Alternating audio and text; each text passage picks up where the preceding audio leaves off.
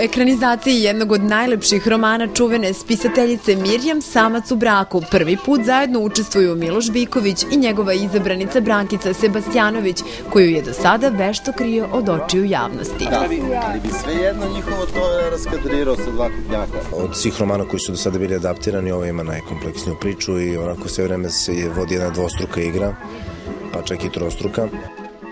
Iako se na casting za novu seriju prijavilo na desetine glumica, među kojima je bio veliki broj afirmisanih, reditelj je odlučio da ulogu lepe Beograđanke Ljiljane, koja se udaje za čoveka koga ne voli, poveri mladoj Brankici, studentkinji 4. godine Fakulteta dramskih umetnosti.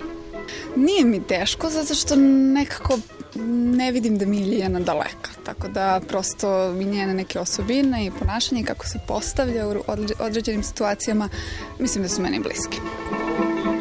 Svi oni koji nikada nisu zavirili ni na jedno snimanje filma ili serije, verovatno se pitaju kako glumcima polazi za rukom da nauče obiman tekst, ali i da li je teško ponavljati scenu više od 10 puta.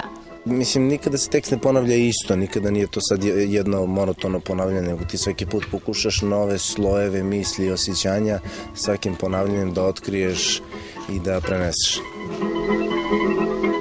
Novu seriju koja autentično dočarava vreme kada je romantika bila na ceni imaćete priliku da gledate na Prvoj srpskoj televiziji.